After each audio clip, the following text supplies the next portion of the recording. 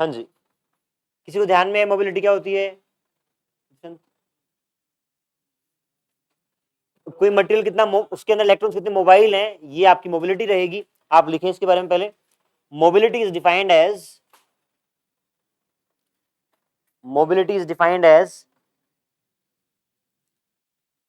Magnitude of drift velocity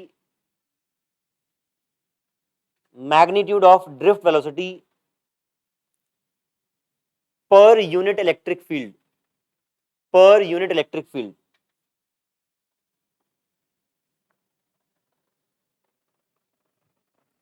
इसको हम mu से डिनोट करते हैं, और वी डी बाई ई जो लिखा है उसका मतलब है drift velocity per unit electric field. इस बात का मतलब क्या हुआ कि अगर एक कंडक्टर पे, लेट से कंडक्टर ए है और कोई दूसरा मटेरियल है, वो कंडक्टर बी है, दोनों के अक्रॉस आपने अगर इलेक्ट्रिक फील्ड सेम लगाया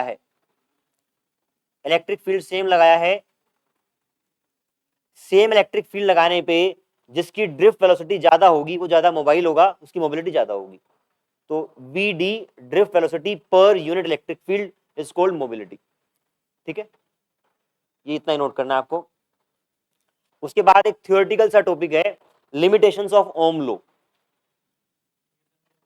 हाँ जी, हाँ देख लें, इसमें कुछ नहीं है।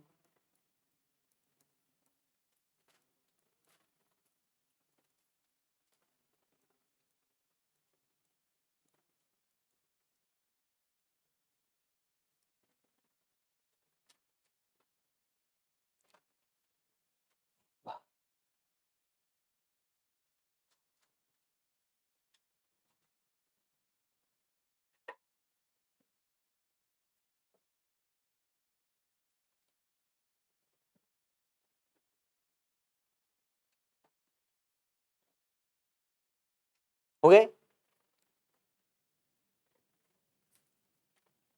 ठीक है। ओम लॉ आपका सब जगह वैलिड नहीं होता, कई उसके ऐसी जगह है जहां पे वो लगता नहीं है। तो 3 पॉइंट लिख रखे हैं एनसीईआरटी में। बहुत सारे मटेरियल अगर ओम लॉ वैलिड है, for example if in some material Ohm law is valid, तो आप बताएं वी और आई। हाँ जी, तो ग्राफ कैसा बनेगा? Straight line. अगर किसी केस में अगर स्ट्रेट लाइन ना आए तो वो आपका ओम लॉ फॉलो नहीं कर रहा होगा। तो in some materials this graph is like, आपका ग्राफ ऐसा होना चाहिए, बट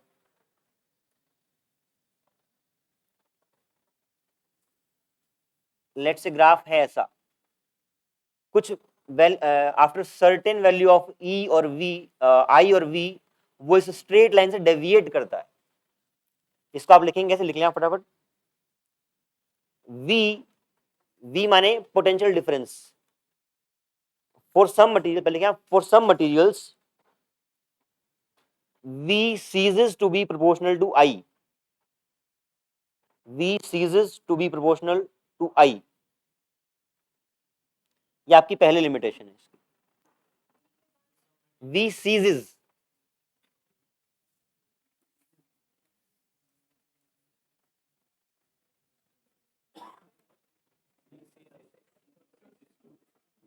ठीक लिखा है क्या? ठीक, क्या करें बताएं बताएं क्या? ठीक ठीक ठीक है, इंग्लिश गड़बड़ हो सकती है। लिखिए अगला, प्रोपोर्शनल टू आई।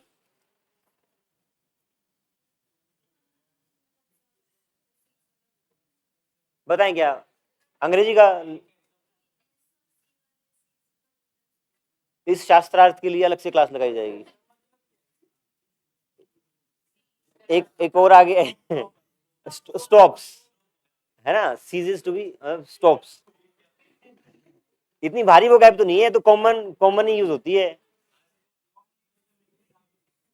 ठीक है, आगे बढ़ते हैं। हाँ जी, इसके बाद सेकंड,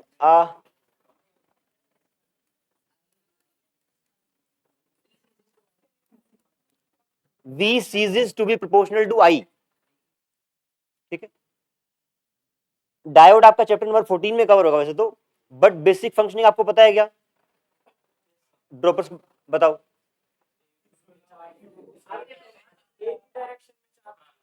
हाँ, डायोड का मेन फंक्शन रहता है कि आपके करंट को एक ही डायरेक्शन में फ्लो कराता है, ठीक है। तो यहाँ पे ये रहता है, अगर आप एक साइड पोटेंशियल डिफरेंस बढ़ाते हैं अक्रॉस डायोड तो करंट बढ़ता है, लेकिन अब मैं लिखाऊंगा ये, लेकिन अपोजिट डायरेक्शन में जब आप लगाएंगे पोटेंशियल डिफरेंस को तो आपका पोटेंशियल डिफरेंस बढ़ाने से करंट नहीं बढ़ता है। तो एक साइड ऐसा हो सकता है कि ओम्स लॉ फॉलो हो रहा हो, दूसरी साइड फॉलो नहीं होगा। तो आप लिखें ये point, I increases if potential difference increases, current increases if potential difference increases in one direction, comma, on reversing the direction of V, on reversing the direction of V,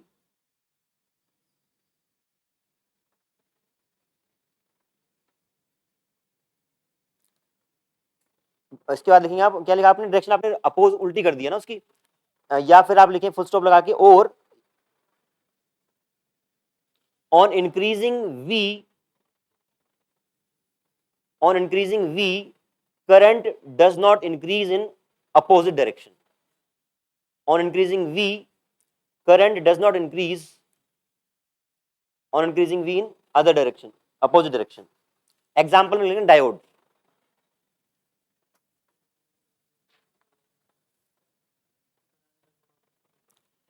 एक direction में V बढ़ने से आप ऐसे लिख लें, in one direction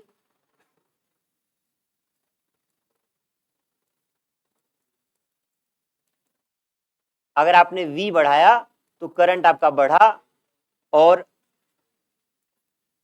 opposite direction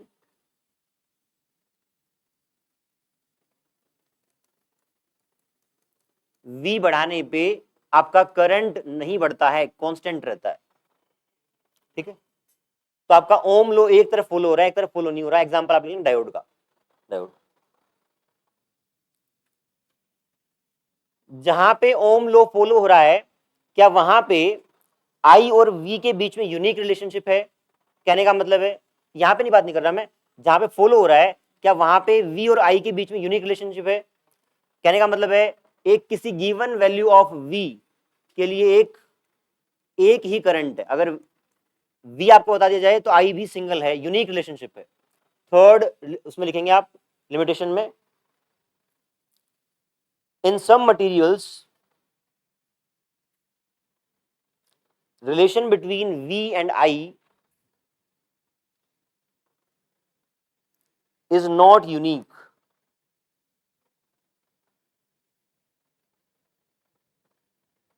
In some materials, relation between V and I is not unique. Full stop लगा के, there can be more than one value of V. There can be more than one value of V for single value of I.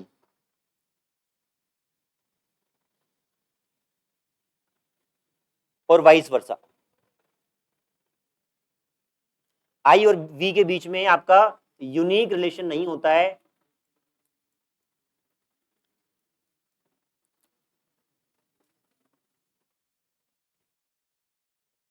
क्या इस graph में I और V के बीच में unique relationship है? नहीं है। एक V के लिए यहां पे आपके दो I पॉसिबल हैं। तो तीन लिमिटेशन थ्योरेटिकल सा पार्ट है, कहीं असर्शनिज्म में आ जाए तो आप यूज कर सकते हैं।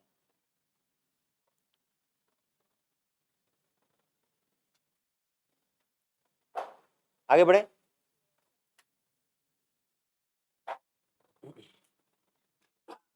वो कहाँ रह गया तनिष्का, तनिष्का बात नहीं।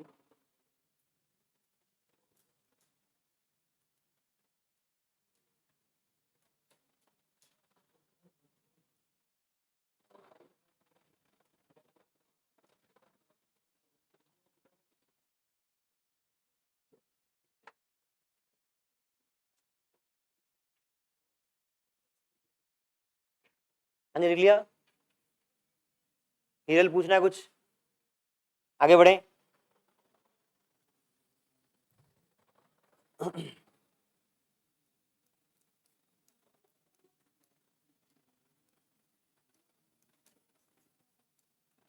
टेम्परेचर डिपेंडेंस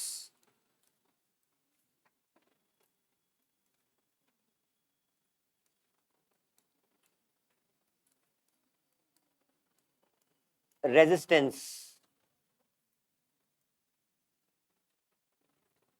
यहां पे दो तरह के मटेरियल्स डिस्कस करेंगे हम।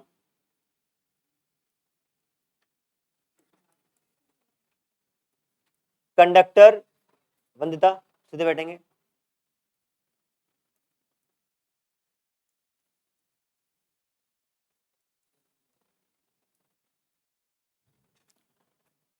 अगर टेम्परेचर बढ़ाया, टेम्परेचर बढ़ाने से क्या नंबर ऑफ फ्री इलेक्ट्रॉन्स बढ़ेंगे? क्या बढ़ेंगे? क्योंकि एक आपके पास एनर्जी अवेलेबल होगी जो वैलेंस इलेक्ट्रॉन उसको फ्री करने के लिए, ज्यादा एनर्जी हो, ज्यादा इलेक्ट्रॉन फ्री होंगे। तो टेम्परेचर बढ़ने से जो number of electrons, free electrons per unit volume है वो बढ़ेंगे। एन क्या है? Number of free electrons per unit volume will increase on increasing temperature. क्या टेम्परेचर बढ़ाने से कोलिजन्स बढ़ेंगे? क्या कोलिजन्स बढ़ेंगे? अगर नंबर ऑफ फ्री इलेक्ट्रॉन्स बढ़े तो रेजिस्टेंस बढ़ना चाहिए, घटना चाहिए?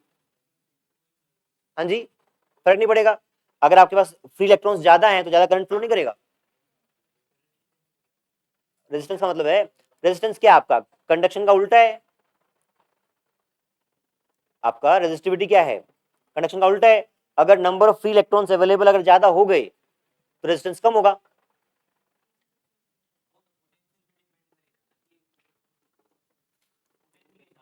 एक बात बताओ, आपके पास दो मटेरियल हैं, एक के अंदर नंबर ऑफ फ्री इलेक्ट्रॉन्स ज्यादा है एट गिवन सेम टेम्परेचर, और एक में कम है, तो कंडक्टिविटी किसकी ज्यादा होगी? इसमें इलेक्ट्रॉन नहीं होगी है? नहीं होगी कि नहीं होगी? समझा कि नहीं समझा? देखो भाई, एक मटेरियल में इलेक्ट्रॉन्स ज्यादा हैं फ्री और एक में कम है, तो कंडक्शन किस में ज्यादा होगा? जिसमें इलेक्ट्रॉन्स ज्यादा हैं। ठीक है, तो इसका कंडक्शन ज्यादा हुआ, उसका रेजिस्टेंस कम हुआ, इसका मतलब ये तो बात है ना। हाँ, वो बात करेंगे, वो बात करेंगे अभी। अगर कोलिजन बढ़ गए तो रेजिस्टेंस बढ़ेगा या घटेगा?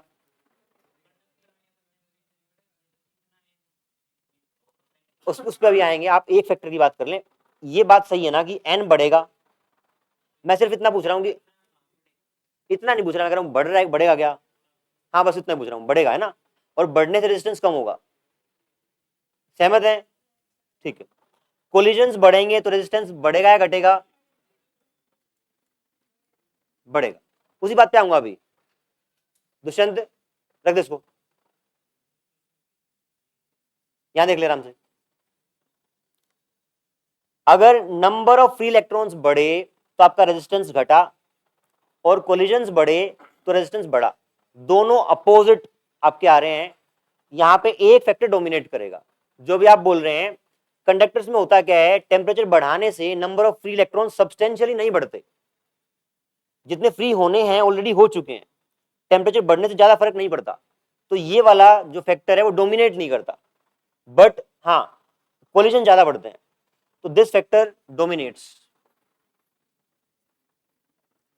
ये डोमिनेट करता है, तो आप बोलेंगे कि टेम्परेचर बढ़ाने से आपका रेजिस्टेंस बढ़ेगा। This is your final relationship between increasing temperature in conductor, resistance increases. ठीक है, यहां पे देखें अब, यहां पे जब टेम्परेचर बढ़ेगा,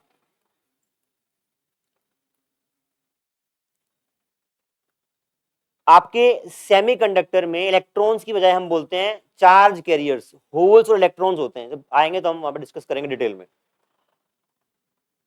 यहां पे टेम्परेचर बढ़ाने से वो जो चार्ज कैरियर्स हैं,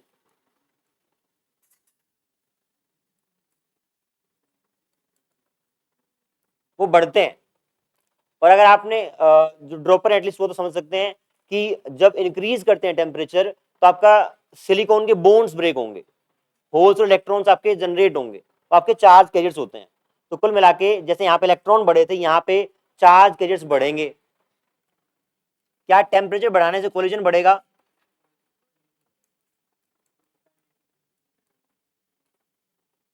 और आगे का रिलेशन तो सेम ही रहना है।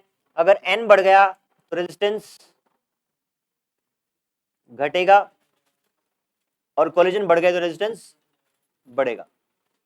यहां पे जो आपके इलेक्ट्रॉन होल पेयर फ्री हो रहे हैं on increasing temperature, they increase substantially, उनका इंक्रीज सब्सटेंशियल है। तो ये वाला पैरामीटर डोमिनेट करता है ऑन इंक्रीजिंग टेम्परेचर। आपकी आपका रेजिस्टेंस जो है सेमीकंडक्टर का घटता है और इसका बढ़ता है, उल्टा रिलेशन है दोनों का।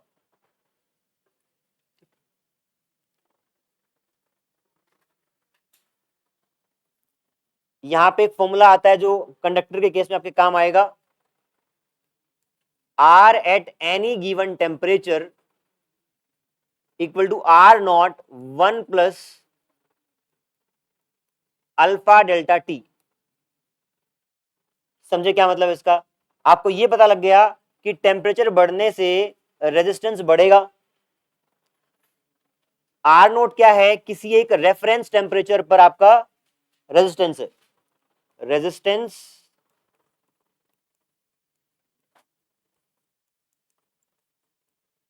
Eight some reference temperature. और डेल्टा टी क्या है? रेफरेंस टेम्परेचर से कितना ऊपर आपका टेम्परेचर बढ़ गया है। Increase in temperature above reference. Reference से आपका कितना टेम्परेचर बढ़ गया है वो डेल्टा टी है, और अल्फा आपका एक कांस्टेंट है।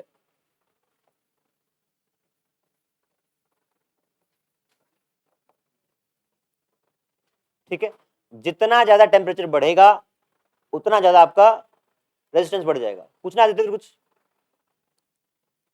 या फॉर्मूला लिख लें, इसके न्यूमेरिकल्स आते हैं।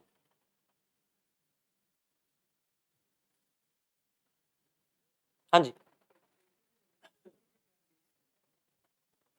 रेजिस्टिविटी और रेजिस्टेंस आपके डायरेक्टली प्रोपोर्शनल है, सिर्फ डायमेंशनल पैरामीटर्स एक्स्ट्रा आते हैं। तो ये वाला फॉर्मूला आपका एग्जैक्टली रेजिस्टिविटी पे भी लागू होगा। आप इसी को लिख सकते हैं,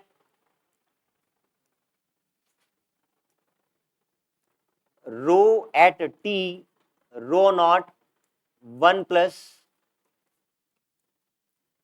ये फॉर्मूला भी आपका इक्वली वैलिड है।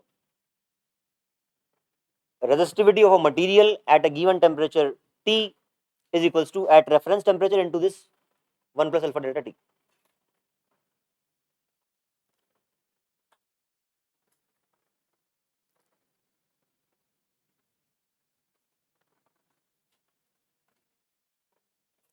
आज तो यहाँ जाके यहाँ जा।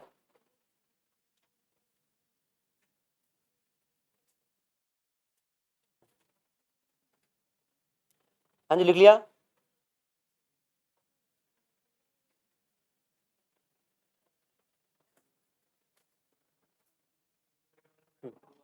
कौन सा वाला? ये देखो, यहाँ पे क्या होता है, सेमीकंडक्टर में सिलिकॉन होता है। टेम्परेचर बढ़ता है तो सिलिकॉन का बॉन्ड ब्रेक होता है, वहां से आपके इलेक्ट्रॉन्स और होल्स बनते हैं। तो टेम्परेचर बढ़ने से वो इलेक्ट्रॉन होल एक बड़ी सब्सटेंशियल अमाउंट से बढ़ते हैं।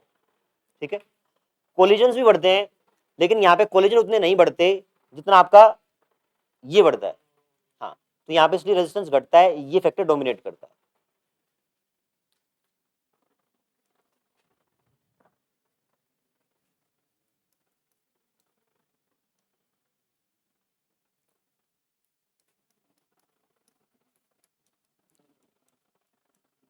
इलेक्ट्रिकल एनर्जी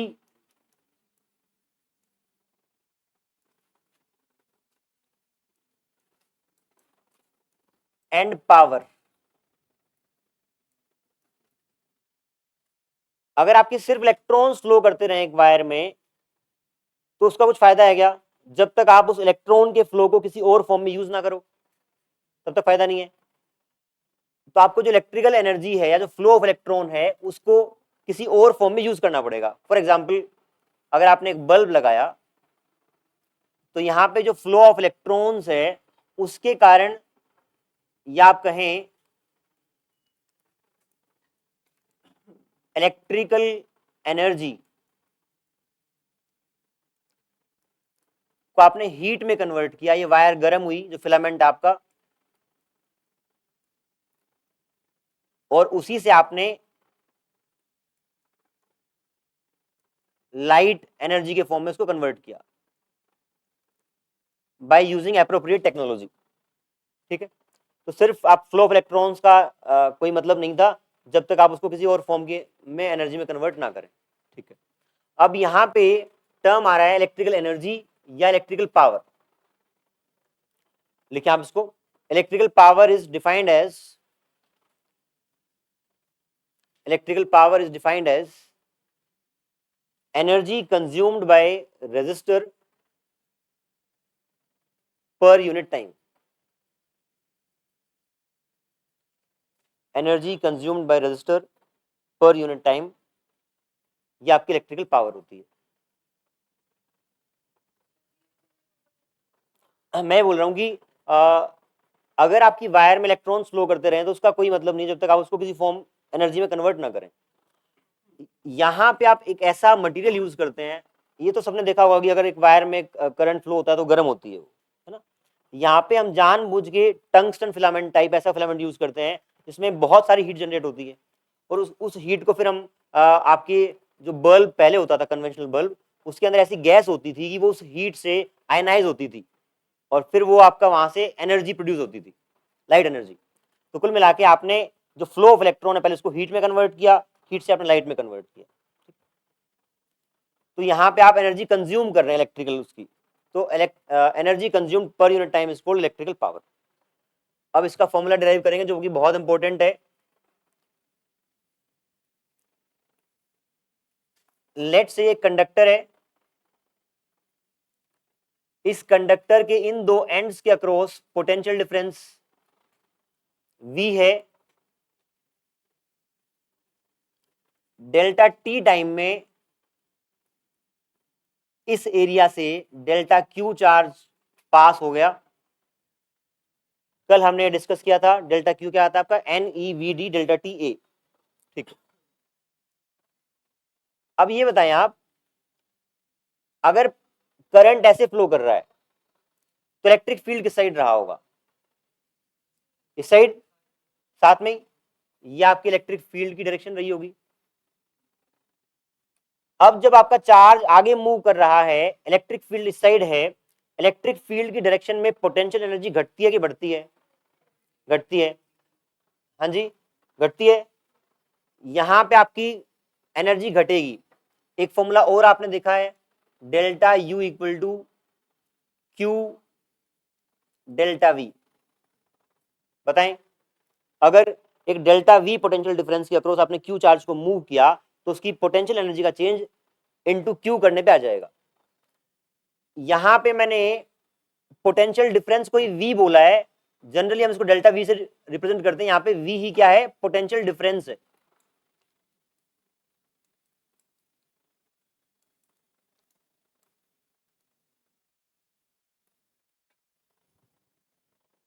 और आप कह रहे हैं कि यहां से डेल्टा क्यू पास कर रहा है डेल्टा टी टाइम में, यहां से यहां जाने पे इस डेल्टा क्यू की पोटेंशियल एनर्जी घटेगी। कितनी घटेगी? Delta U will be equal to delta Q into V. इसको आप लिख सकते हैं potential energy decreased when charge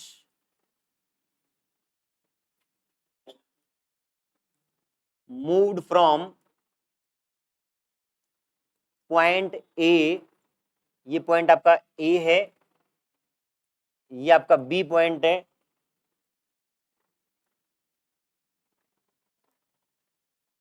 ये है पोटेंशियल एनर्जी का डिक्रीज जब आपका चार्ज पार्टिकल यहां से यहां पे आया है। अब देखें, अगर यहां पर कोई एनर्जी लॉस नहीं हो रहा होता तो decrease in potential energy should have converted into kinetic energy. आपकी पोटेंशियल एनर्जी घटी है और कोई एनर्जी का लॉस नहीं हो रहा होता तो सारी की सारी काइनेटिक में बदलनी चाहिए थी। बट हमें पता है कि इलेक्ट्रॉन की ड्रिफ्ट वेलोसिटी कांस्टेंट है, vd is constant, it means kinetic energy is not increasing, kinetic energy उतनी है। तो आपकी जो वो एनर्जी है वो कहां गई, वो आपकी हीट लॉस में होगी। ठीक है, ये पॉइंट आप लिखें। if there is no energy loss, if there is no energy loss, decrease in potential energy, decrease in potential energy should have manifested, should have manifested itself in increase in kinetic energy,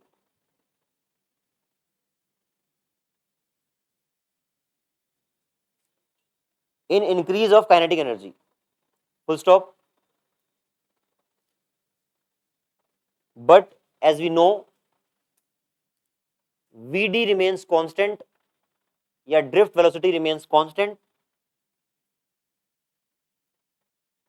therefore kinetic energy does not increase.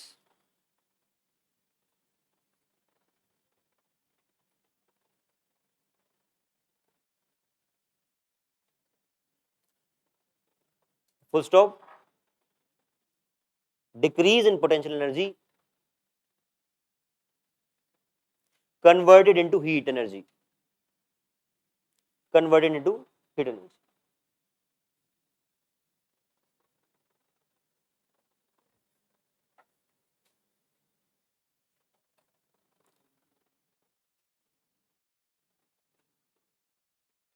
क्या मैं delta U को ही delta H लिख सकता हूं?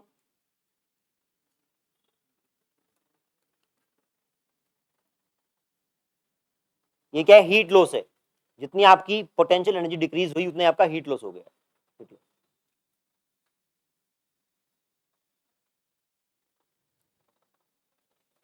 Dividing both side by delta T, दोनों side अगर आप delta T से डिवाइड कर दें तो ये आ जाएगा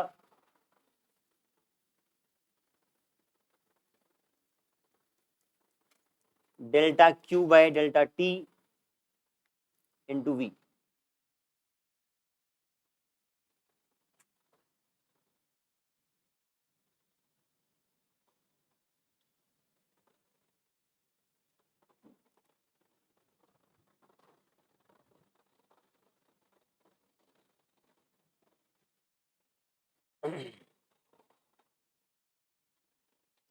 delta Q by delta T का टर्म क्या हो जाएगा?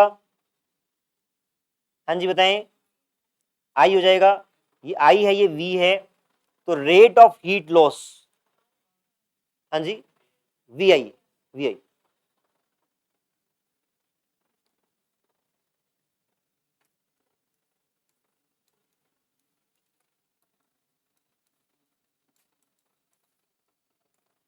या फिर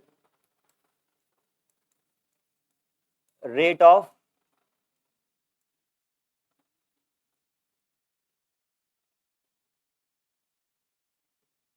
एनर्जी कंज्यूम्ड, ये आपका आ जाएगा आई इंटू वी।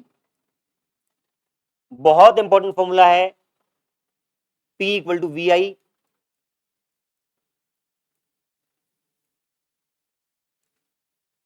अगर एक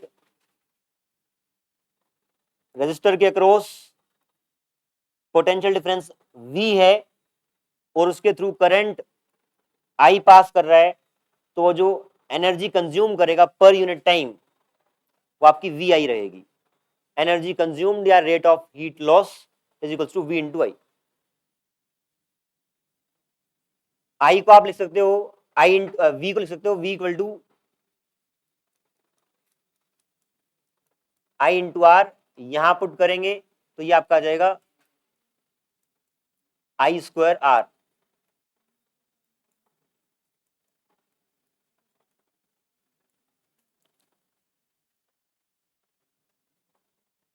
रेट ऑफ हीट लॉस। हाँ जी।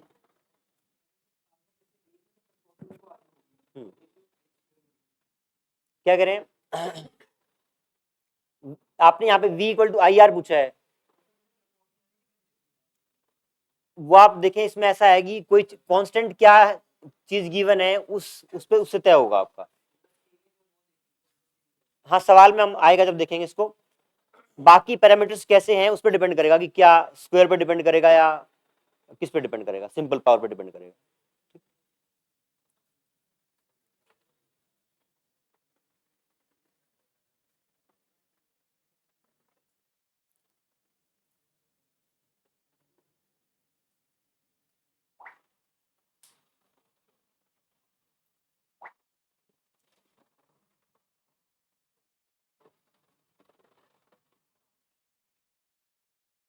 डन।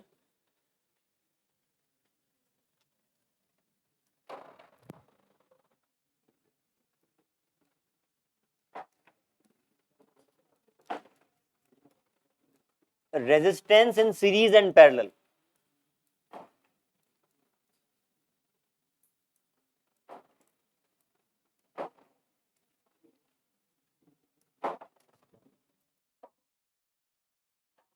डेरिवेशन करेंगे, डायरेक्ट लिख लें? डायरेक्ट लिख लें।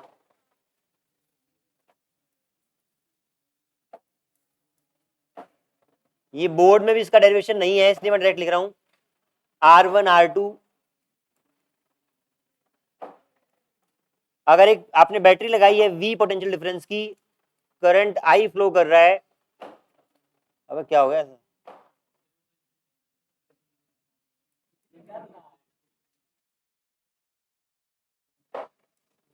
R equivalent,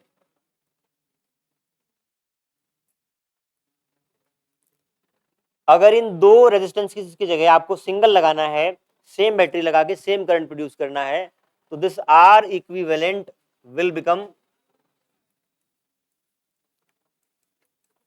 R1 plus R2।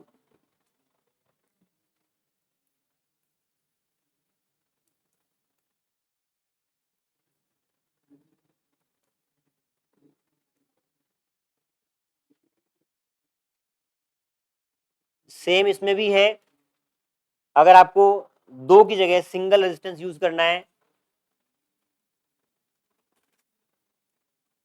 Same battery use करनी है, करंट सेम फ्लो कराना है, तो R इक्विवेलेंट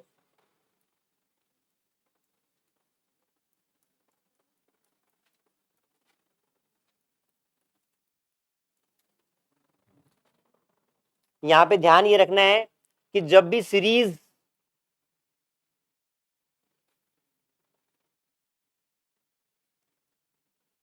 में रहेंगे तो आपका करंट सेम होगा और V डिफरेंट होगा।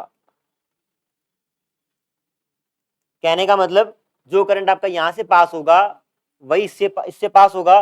दोनों रेजिस्टर्स के थ्रू करंट सेम है, बट पोटेंशियल डिफरेंस अलग अलग होगा। और पैरेलल में क्या होगा?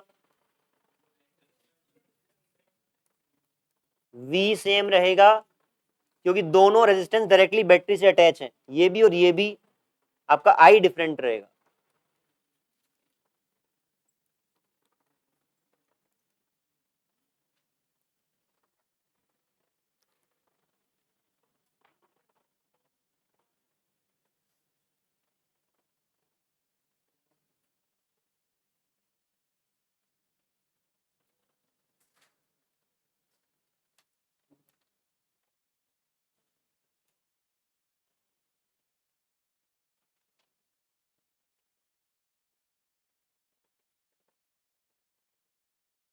डन हिरल।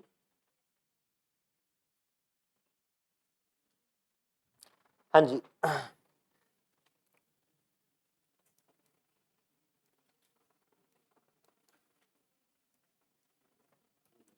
इंटरनल रेजिस्टेंस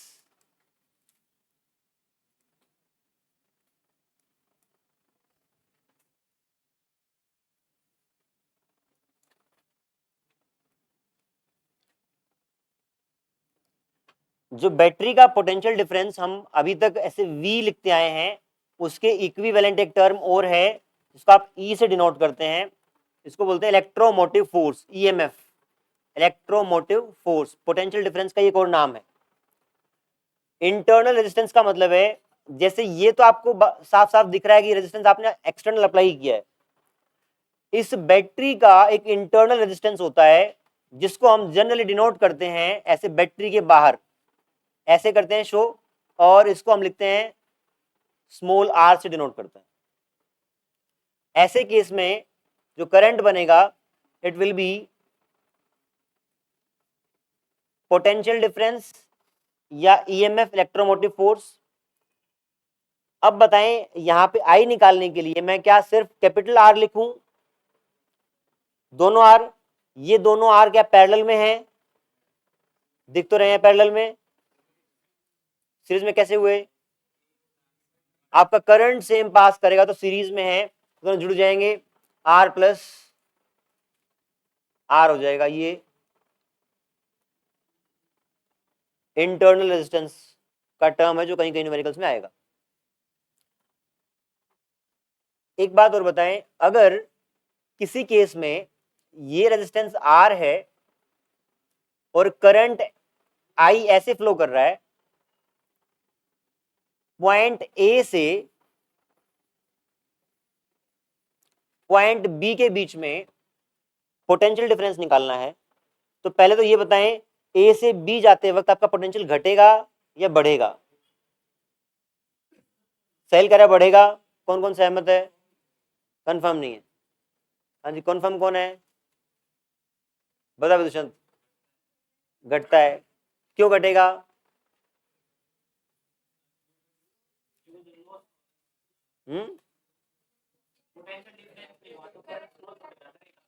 वो पॉइंट काफी सही है। अगर करंट ऐसे फ्लो कर रहा है तो इलेक्ट्रिक फील्ड ऐसे ही रही होगी और फील्ड की डायरेक्शन में पोटेंशियल घटता है, ठीक है। तो यहां से यहां तक पोटेंशियल आपका घटेगा और लेट से उसका मैग्नीट्यूड v है। ये आपके जब हम सर्किट वाले सवाल करेंगे तो वहां बहुत सारा बार बार काम आएगा। जब आप करंट की डायरेक्शन में जाओगे, करंट की डायरेक्शन में जाओगे तो आगे जाते वक्त आपका पोटेंशियल घटता है, पोटेंशियल ड्रॉप होता है।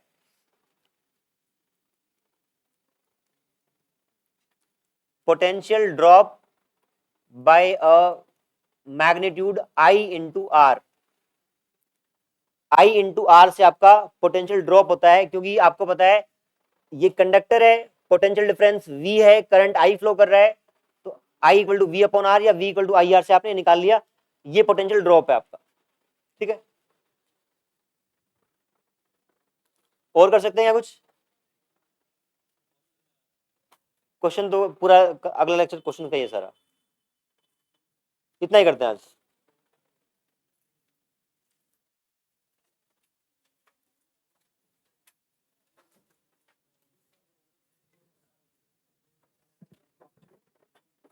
हाँ जी।